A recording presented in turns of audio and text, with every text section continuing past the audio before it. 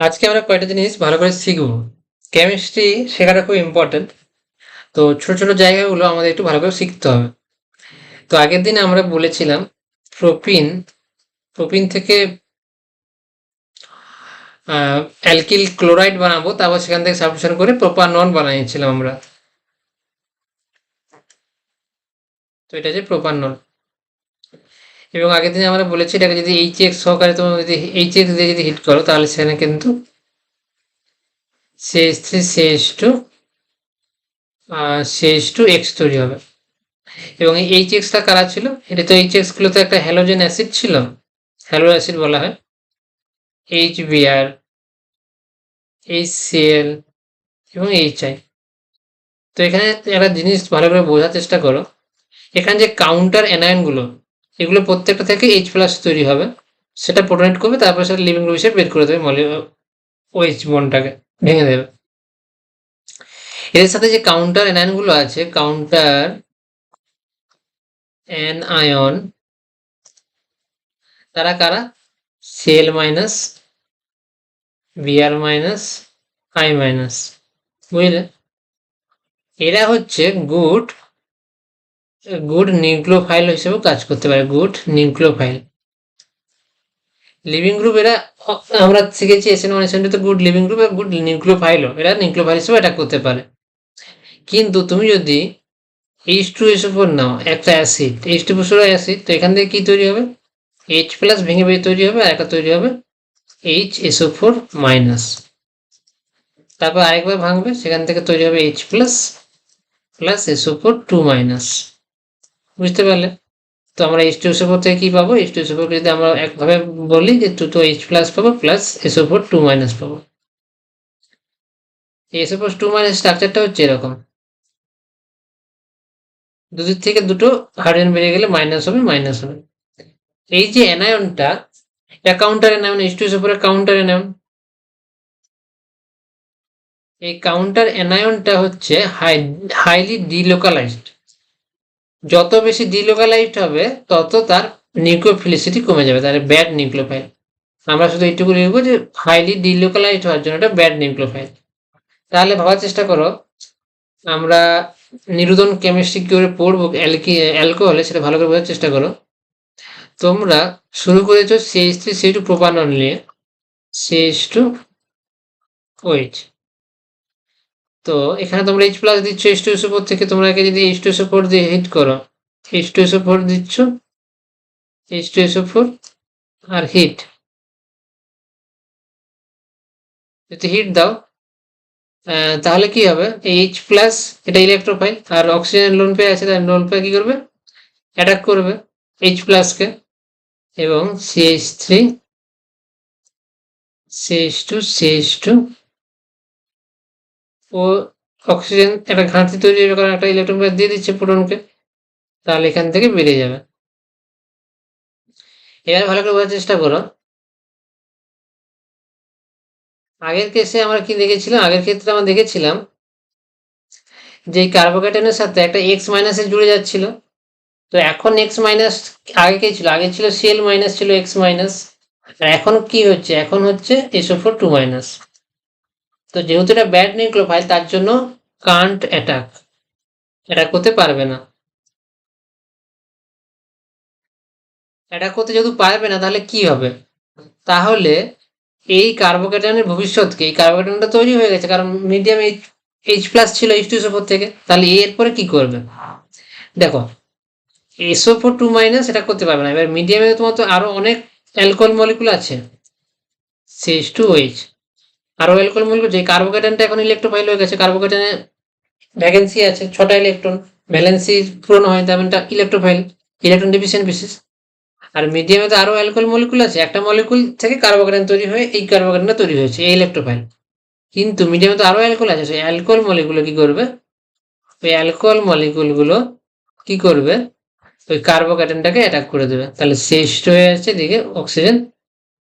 তাহলে এই যে নতুন অ্যালকোহল মলিকুলটা অ্যাটাক করলো, এটা হচ্ছে নতুন অ্যালকোহল মলিকুল। তো এই যে carbon oxygen bond, carbon oxygen carbon bond, এটাকে বলা হয় ইথার। তাহলে এখানে ইথার তৈরি হবে। এটার জন্য কি চাই? লো টেম্পারেচারে রিয়াকশনটা লো টেম্পারেচারে হবে, লো টেম্পারেচার, বুঝলে? এবার তুমি যদি রিয়াকশন টেম্পারেচার খুব হাই রাখো, হাই টেম্পারেচার, যদি হাই টেম্পারেচার করো 440 যদি ক্যালভিন রাখো, 440 বা 443 ক্যালভিন রাখো, তাহলে হাই টেম্পারেচার হচ্ছে, হাই টেম্পারেচারে কি হবে আমরা পড়েছিলাম, সব পড়েছিলাম, এলিমিনেশন রিঅ্যাকশন ফেভার করতে। হাই টেম্পারেচারে কি হয়, হাই টেম্পারেচারে আমরা যেটা পড়িয়েছিলাম তোমাদেরকে, এই মলিকুলটাকে আমি একটু ভেঙে লিখছি। হাই টেম্পারেচার কি হবে, এই তোমাদের যে CH2 মলিকুল, মানে এই যে মলিকুলটাতে এই যে প্রোটনেট হলো, ওয়াটার অক্সিজেন প্রোটনেট করার পরে অক্সিজেন প্লাস চার্জ হলো, তাহলে ভালো লিভিং গ্রুপ হয়ে গেছে। তো যখন তুমি টেম্পারেচার খুব হাই রাখবে তখন কি হবে, ওই SO4 2 কি না, ব্যাড নিউক্লিওফাইল, ব্যাড নিউক্লিওফাইল, তার জন্য সেটা করতে পারে, কিন্তু বেস গুড বেস হিসেবে কাজ করবে। বেস হিসেবে কাজ করার জন্য এই 2 এই প্রোটনটাকে নেবে, আর তারপরে এই বন্ড পেয়ারটা এখানে ডবল বন্ড তৈরি করবে, আর এখান থেকে লিভিং গ্রুপ বেরিয়ে যাবে। তার ফলে কি হবে, এখানে E2 রিয়াকশন হবে, অথবা E2 অথবা E1 এর মাধ্যমে কি করবে না, ডাবল বন্ড তৈরি করতে। আজকে আমরা দেখলাম কিভাবে অ্যালকোহলের নির্বাচন করে আমরা ডাইরেক্ট এলিমিনেশন করে আমরা কিন্তু অ্যালকিন বানাতে পারবো CH2। তাহলে কি কন্ডিশন লাগবে, আমার কন্ডিশন লাগবে হাই টেম্পারেচার। তাহলে এখানে বুঝতে পারলে যে নর্মাল HCl দিলে সেখানে কিন্তু লুকাস রিয়েজেন্টের মতো রিয়াকশন হবে, ক্লোরাইড অ্যালকিল হ্যালাইড তৈরি হবে। কিন্তু তুমি যদি H2SO4 দিয়ে হাই টেম্পারেচারতে হিট করো, তাহলে সেক্ষেত্রে কিন্তু অ্যালকিন তৈরি হবে। এটাকেই বলা হয় নিরুদন, কারণ ওয়াটার মলিকুল বেরিয়ে যাচ্ছে, প্লাস ওয়াটার।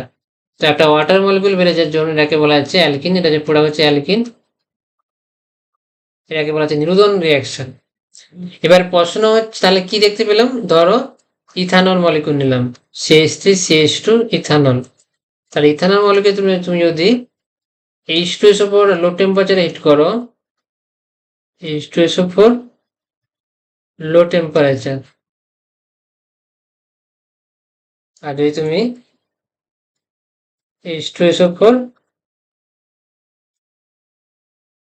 হাই টেম্পারেচার দাও, কি হবে, লো টেম্পারেচার কি বললাম, CH3CH2 ও আর একটা নতুন CH2CH3 তৈরি হয়েছে। এটা নতুন ইথার মলিকুলটা, এটা নতুন অ্যালকোহল মলিকুলটা তৈরি এসে ইথার বানাচ্ছে। দেখো এখানে, দেখো এখানে তুমি দুটো মলিকুল নিলে, শুরুতে তোমাকে একটা ইথানল মলিকুল থেকে কার্বোক্যাটায়ন তৈরি হবে, তারপরে সেই কার্বোক্যাটায়নের সাথে আরেকটা মলিকুল সে জুড়বে, তাহলে দুটো মলিকুল থেকে তুমি একটা মলিকুল বানাচ্ছ। তাহলে এখানে এন্ট্রপি কত হবে, 1 - 2। তাহলে এন্ট্রপি এখানে কি হচ্ছে, নেগেটিভ হচ্ছে, এন্ট্রপি নেগেটিভ, বুঝতে পারলে? এবারে আমরা কি জানি, del G equals to del H minus T del S. তাহলে ডেল এইচটা তুমি ভুলে যাও, তুমি যদি ডেল এইচ দুটো রিয়াকশন 0 করে দাও, তাহলে কি হবে, মাইনাস টি ডেল এস হবে। তো এন্ট্রপি যদি নেগেটিভ হয়, তাহলে ডেল জি পজিটিভ হয়ে যাবে, আর ডেল জি যদি পজিটিভ হয়, রিয়াকশনটা কি হবে, লেস ফেভারেবল হবে। এবার তুমি যখন টেম্পারেচারও বাড়াচ্ছ, যখন টেম্পারেচার বাড়তে থাকবে, তখন কি হবে, ডেল এস নেগেটিভ করলে কি হবে, del S negative negative positive হয়ে যাচ্ছে, তাহলে পজিটিভ টি ডেল এস হচ্ছে রিয়াকশন, ডেল জি হচ্ছে ভ্যালু হচ্ছে positive del T del S, positive T del S. এবার যখন তুমি টেম্পারেচার বাড়তে থাকবে, তখন ডেল জি ভ্যালু পজিটিভ হয়ে থাকবে। এবার ডেল জি ভ্যালু যত বেশি পজিটিভ হবে, তখন রিয়াকশনটা আর যাবে না, ওই রিয়াকশনটা যাবে না, তখন অন্য রিয়াকশন যাবে। তার জন্য হাই টেম্পারেচারে এই রিয়াকশনটা হবে না, যার মাত্র লো টেম্পারেচার হবে। তাই লো টেম্পারেচারে ইথার তৈরি হবে, এটা বুঝতে পারবে, লো টেম্পারেচার ইথার তৈরি হবে। তার কারণ কি, ডেল এস হচ্ছে এই রিয়াকশনটা নেগেটিভ, তার জন্য ডেল জি পজিটিভ, টেম্পারেচার যত বাড়াবো ডেল জি তত পজিটিভ হতে থাকবে। এবার দেখো, এবার হাই টেম্পারেচার আমরা কি বানিয়েছিলাম না, হাই টেম্পারেচারে কি হবে, CH2 double bond CH2 ethylene তৈরি হবে, প্লাস একটা ওয়াটার মলিকুল তৈরি হবে। তো বুঝতে পারলে? তাহলে এখানে ভালো করে বোঝার চেষ্টা করো, এখানে কি হচ্ছে অ্যাকচুয়ালি ব্যাপারটা, এখানে কিন্তু আর কোনো মলিকুল লাগছে না।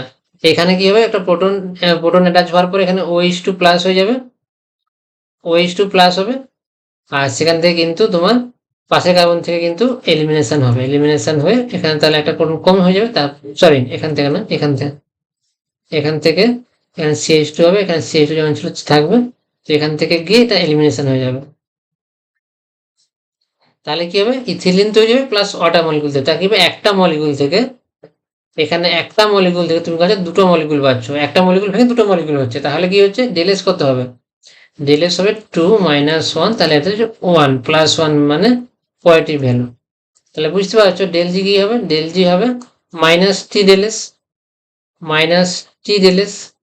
তাহলে হবে ডেল জি হবে মাইনাস, কারণ পজিটিভ ডেল এস এর ভ্যালু পজিটিভ, তাহলে টি ডেল এস হবে। তাহলে যত তুমি টেম্পারেচার বাড়াবে, টেম্পারেচার যখন হাই করবে তখন ডেল জি আরো বেশি নেগেটিভ হবে, ডেল জি বিকাম মোর নেগেটিভ। তাহলে রিয়াকশনটা আরো স্পন্টিনিউয়াস হবে, জলদি যত নেগেটিভ হবে রিয়াকশন তত স্পন্টিনিউয়াস স্ফূর্ত হবে। তার জন্য হাই টেম্পারেচারে আমাদের কি তৈরি হবে, অ্যালকিন তৈরি হবে, এটাকে নিরোধন রিয়াকশন বলা হয়। তাহলে বুঝতে পারলে খুব সুন্দরভাবে বোঝানো যেটা হলো তোমাদেরকে, টেম্পারেচার বেশি দিলে কেন নিরোধন হচ্ছে, আর টেম্পারেচার কম রাখলে কেন ইথার তৈরি হচ্ছে। এটা হচ্ছে প্রথম ব্যাপার। ডেল জি দিয়ে আর ডেল এস দিয়ে বোঝালাম। নিরোধন রিয়াকশনতে একটা মলিকুল ভেঙে দুটো মলিকুল হচ্ছে, ডেল এস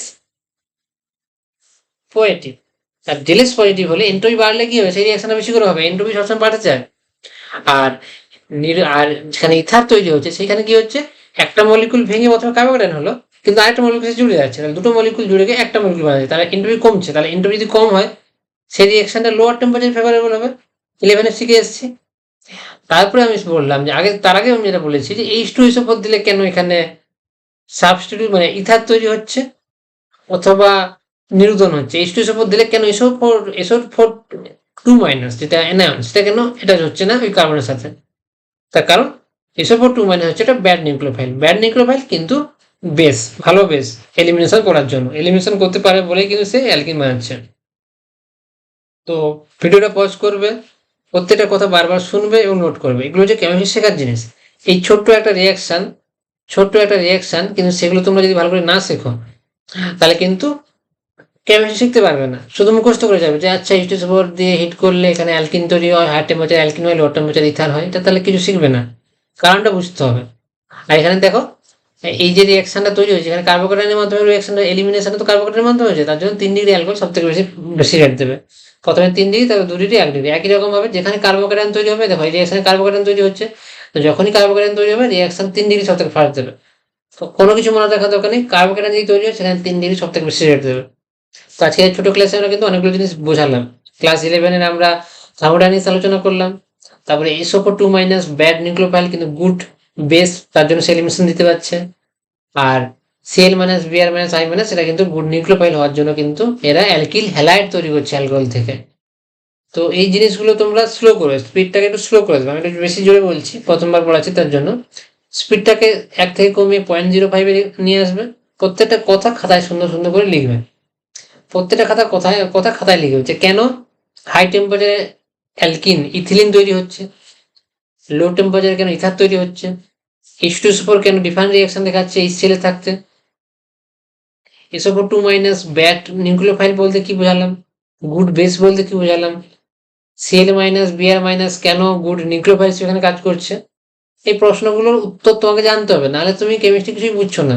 আর যখন তুমি বুঝবে তখন সেটা মাথার মধ্যে ঢোকাতে হবে বারবার, তখন সেটা সমস্যা হবে। তো আমরা শুরু করবো পরের দিন নতুন